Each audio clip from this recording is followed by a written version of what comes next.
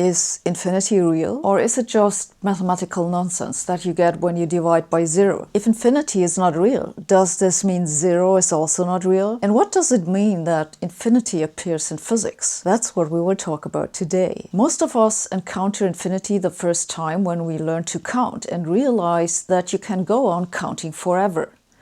I know it's not a terribly original observation, but this lack of an end to counting, because you can always add 1 and get an even larger number, is the key property of infinity. Infinity is the unbounded. It's larger than any number you can think of. You could say it's unthinkably large. Okay, it isn't quite as simple, because odd as this may sound, there are different types of infinity. The amount of natural numbers, 1, 2, 3, and so on, is just the simplest type of infinity, called countable infinity.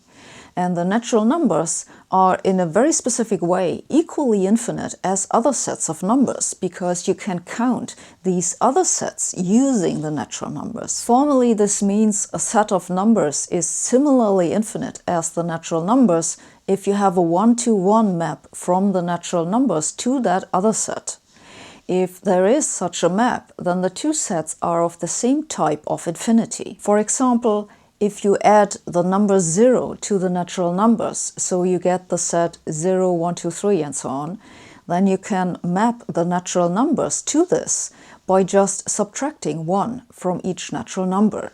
So the set of natural numbers and the set of the natural numbers plus the number 0 are of the same type of infinity. It's the same for the set of all integers z, which is 0 plus minus 1 plus minus 2 and so on.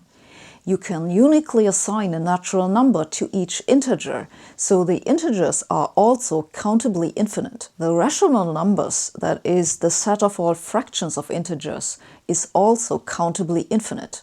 The real numbers, that contain all numbers with infinitely many digits after the point, is however not countably infinite. You could say it's even more infinite than the natural numbers.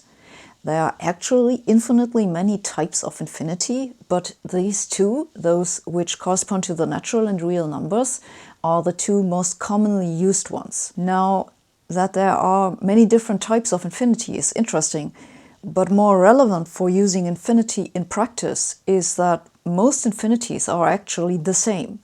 As a consequence of this, if you add 1 to infinity, the result is still the same infinity.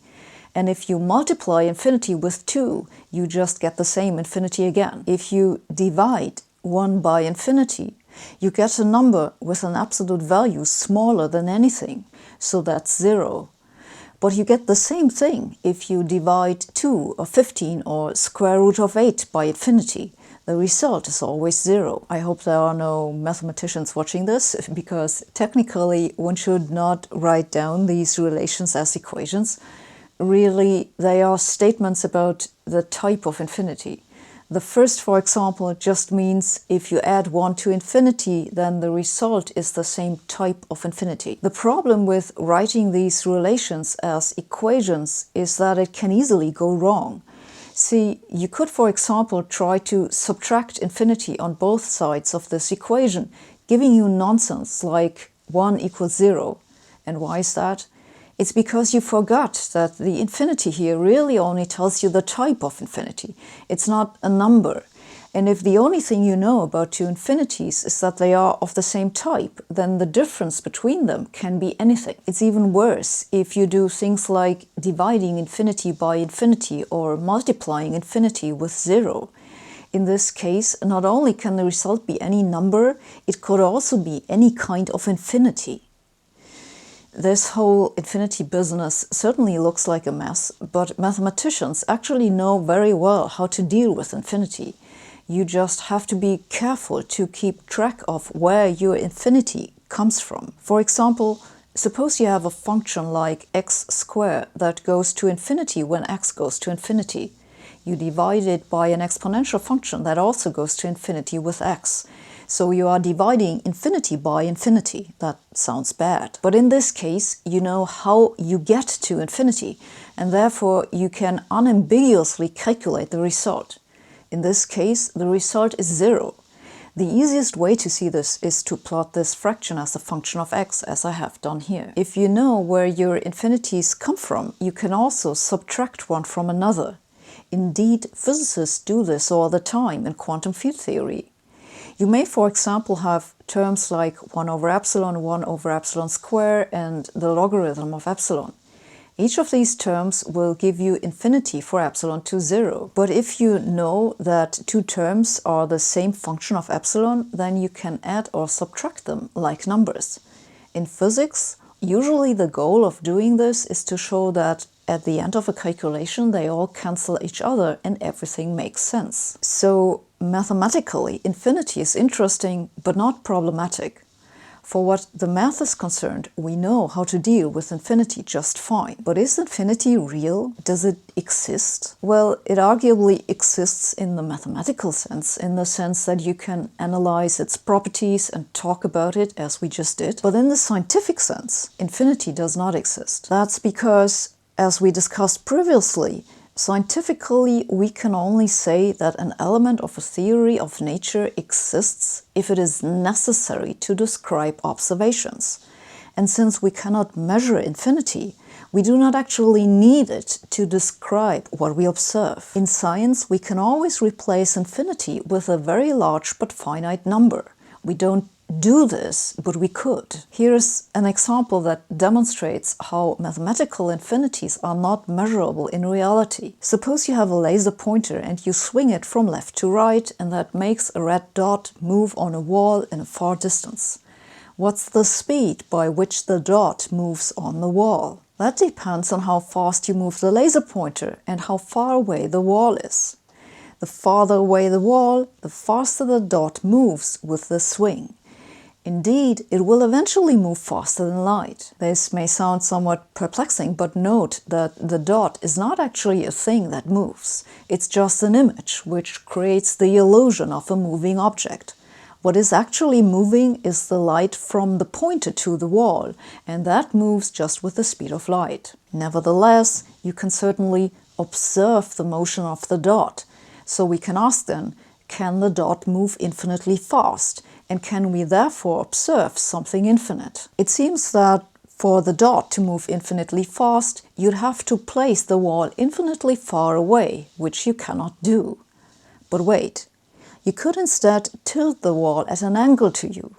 The more you tilt it, the faster the dot moves across the surface of the wall as you swing the laser pointer. Indeed, if the wall is parallel to the direction of the laser beam, it seems the dot would be moving infinitely fast across the wall.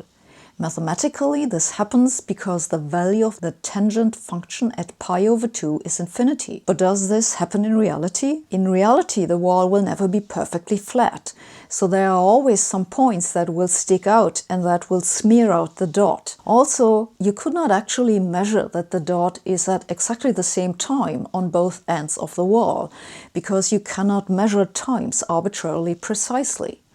In practice, the best you can do is to show that the dot moved faster than some finite value. This conclusion is not specific to the example with the laser pointer. This is generally the case.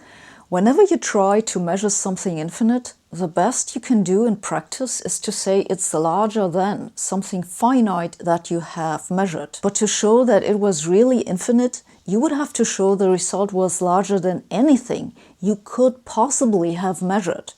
And there's no experiment that can show that. So infinity is not real in the scientific sense. Nevertheless, physicists use infinity all the time. Take, for example, the size of the universe. In most contemporary models, the universe is infinitely large. But this is a statement about a mathematical property of these models. The part of the universe that we can actually observe only has a finite size. And the issue that infinity is not measurable is closely related to the problem with zero. Take, for example, the mathematical abstraction of a point. Physicists use this all the time when they deal with point particles. A point has zero size.